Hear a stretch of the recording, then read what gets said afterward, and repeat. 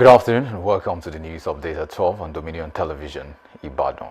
I am Anu Oluwapo Idowu. The federal government is stepping up efforts to reform Nigeria's policing system amid growing insecurity across the country. As part of the process, the government has appointed Obafemi Awolowo University Professor Emmanuel Olukemi Rotimi to the committee drafting the proposed National Policing Bill to establish a clear framework for both federal and state police services, including their funding, responsibilities, and oversight. The proposed reform comes as security agencies intensify efforts to rescue victims abducted in Niger State. The federal government added that the policing reforms are aimed at strengthening security and improving the effectiveness and accountability of law enforcement across the country. The Independent Corrupt Practices and Other Related Offences Commission, ICPC, has faulted the Budget Office of the Federation for including the purported fake agency in Nigeria's 2026 federal budget. The Commission said the Budget Office approved the 1.3 billion naira allocation to the Presidential Foreign Intervention Promotion Council, PFIPC, without independently verifying the agency's legal existence and supporting documents. According to the ICPC, weak internal controls and inadequate due diligence allowed the purported agency to be included in the budget. The Commission therefore recommended stricter verification procedures to ensure that only legally recognized and properly documented government agencies are included in future federal budgets. 80 civil servants in Oyo State have completed a 3-week training in basic computer operations and applications to improve digital skills and public service delivery. The training equips participants with practical computer skills for use across ministries, departments, and agencies. Oyo State Commissioner for Investment, Trade, Cooperatives, and Industry, Soliu Adelabu, said the state will soon introduce business process automation as part of its shift to digital administration. Similarly, Head of Service Adenike Fashino commended the initiative and urged participants to apply the skills gained to improve efficiency in their workplaces. Emerging political leaders and stakeholders in Oyo State have called for greater political participation, unity, and responsible leadership ahead of the 2027 general elections at the opening day of the Oyo State Emerging Political Leaders Summit 2026 held at Ibadan Civic Center, Agodi, GRA, Ibadan. Our correspondent, Joy Onyemalu, reports. Political stakeholders, emerging leaders, and other participants converged at the Ibadan Civic Center for the first day of the Oyo State Emerging Political Leaders Summit. The summit provided a platform for discussions on political participation, leadership development, economic governance, and the need for stronger collaboration among emerging political actors ahead of the 2027 elections. In his address, the convener, Honorable Wale Ajani, emphasized the need to prepare young and emerging political leaders for greater responsibilities, urging them to see politics beyond personal interest and embrace service and meaningful contribution to society. It is time for us as emerging political leaders to choose a leader who has listening ear. It is time in Oyo State that we choose a leader who can create opportunities for young people irrespective of your background, and that's what we intend to achieve. A major highlight of the summit was a section on fiscal renewal, revenue mobilization, and the economic future of Oyo State. The section, facilitated by Mr. Abdulateef Abdurrahman, who represented the chairman of the Nigerian Revenue Service, Zak Adedeji, focused on the importance of effective revenue mobilization, fiscal responsibility, and the sustainable economic development. The discussion also examined the role of emerging political leaders in understanding economic policies and supporting initiatives that can strengthen the state's financial capacity and improve the well-being of its people. I want to encourage emerging leaders to be up and doing. You have to prepare yourself, you have to be capable, you have to educate yourself immensely, because what we have these days is that, just like we were saying the other time, our woman leader is a PhD holder. The 3 senators here in Oyo State, they are PhD holder. My party chairman is a PhD holder. I'm a member of APC. So that is what we are encouraging, that people should prepare themselves for what you want to do as an emerging leader. The event featured goodwill messages, keynote and special addresses, panel sections, interactive discussions and network opportunities. It also provided an opportunity for participants to exchange ideas on political inclusion, party unity, grassroots mobilization, and the future of leadership in Oyo State. The first day ended with renewed calls for stronger collaboration, political inclusion, and purposeful leadership as emerging political actors prepare for the 2027 general elections. Joy Onyemalo, reporting for Dominion News. A support group, Dynamic Movement, has been launched in the Ibadan Northwest local government area of Oyo State with a call for unity, purposeful leadership, and greater commitment to the welfare of the people. Our correspondent, Damlola Daudu, has the details. The launch brought together members of the Dynamic Movement, ward leaders, political stakeholders, invited guests, and other supporters.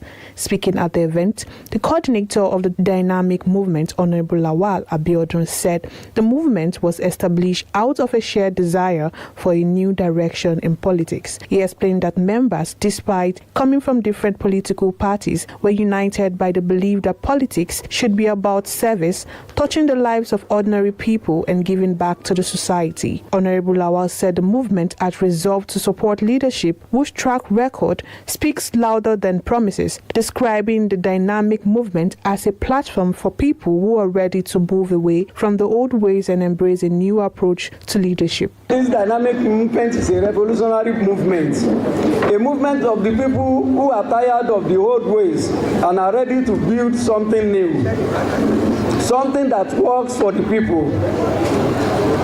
After the wide consultations and deep reflection, we resolved that this movement must have a pillar, a leader, whose track record speaks louder than voice. A major highlight of the event was the installation of Honorable Aderemi Oseni, a serving member of the National Assembly, as the life patron of the Dynamic Movement Ibadan Northwest local government. Speaking at the occasion, Honorable Remi Oseni commended the members for coming together under a common vision. He encouraged them to remain focused and committed to the ideals of the movement, stressing the importance of unity and purposeful leadership in achieving meaningful development. Governance is about social services, nothing more. When you have governments that are not, that is not concerned about social services, unfortunately, and that's where I have a little opinion about our youths. The youth supposed to change the narrative of this country long before now. Instead of them to rise up and fight bad governance, they prefer being called or being invited. They will package them, tell all manner of nonsense stories, and they will come down again. No solution to our problem. That's where we are. And it is not unconnected with the fact that all of you that are well read, that have studied very well, that know what governance is all about, those of you who have traveled near and far, you don't want to be involved in politics. At the point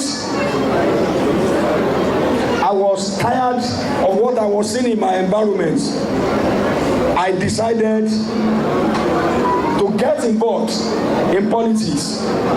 All glory be to the name of the Lord. I've done everything I could do in my professional career, but I discovered there is that missing link between what my career path is all about and governance, particularly in my environment. That is the reason why you and I should be happy and you should be proud enough that you are a politician. No need, no cause for you to regret your action that you are a politician. Goodwill goodwill messages were also delivered by world leaders, political stakeholders, and other guests at the gathering. The speaker commended the initiative, urging members to remain united, committed, and focused on the objectives of the movement while working towards leadership that prioritize the interests of the people. The launch formally marked the commencement of the dynamic movement in Ibadan Northwest, with organizers expressing optimism that the platform will strengthen political participation and promote people's-oriented leadership. Damilola Daudu reporting for Dominion News. And on the foreign scene, Guinea-Bissau is set to vote on a new constitution on August 30 in a referendum that could significantly increase the powers of the presidency and reshape the country's political system. Under the proposed constitution, the president would have greater control over government, including the power to appoint and dismiss the prime minister and ministers, create or abolish ministries, and under certain conditions, dissolve parliament. The number of parliamentary seats would also be reduced from 102 to 65, while electoral constituencies would fall from 29 to 12.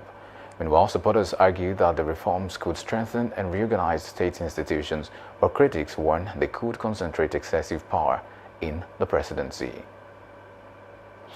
At least 14 newborn babies have died after a fire broke out in the maternity ward of Pakistan's largest public hospital in the capital, Islamabad. A hospital spokesperson said the blaze started in an air conditioning unit at the Mother and Child ward of PIMS Hospital and was quickly intensified by oxygen connections. 15 babies were in the ward when the fire broke out, with only one newborn rescued. Prime Minister Shehbaz Sharif has expressed deep sorrow over the death and ordered an immediate investigation through a committee given 24 hours to submit a report on the cause of the fire and circumstances surrounding the deaths. The United States has issued a travel alert for its citizens in Mexicali, northern Mexico, and temporarily suspended consular services in the border city over what it described as a potential security threat. Washington gave no details about the nature of the threat, but advised Americans to avoid government buildings and remain alert. Meanwhile, Mexican President Claudia Sheinbaum said the alert was linked to information about a possible threat from a criminal group. Mexican security authorities later said they had found no evidence of a specific or imminent danger to the public, but increased patrols and surveillance across the city as a precaution. The alert came as Mexican forces, using information from the U.S. Drug Enforcement Administration, carried out an operation targeting the criminal groups Los Russos, seizing drugs and weapons. And our talk in sport, Tottenham Hotspur have agreed a loan deal to sign Manchester City forward Omar Mamouche with an obligation to make the transfer permanent for £60 million next summer. The 27-year-old Egypt international becomes the second City player to move to Spurs this week after Brazilian winger Savinho joined Tottenham in the deal worth an initial £75 million. The move continues Spurs' major spending as they look to strengthen their attack ahead of the new Premier League season. Mamouche, who joined Manchester City in January but struggled for regular starts, will now look to establish himself as a key attacking player at Tottenham. You can visit our website on www.dominion.org.ng to watch us live and interact with us. You can also follow us across our social media platforms on Facebook, Instagram, TikTok, YouTube, and LinkedIn at Dominion Broadcast, and X at Dominion Cast. And that ends the news update on Dominion Television, Ibadan. I am Anu Oluwakbo Ido saying thank you for watching.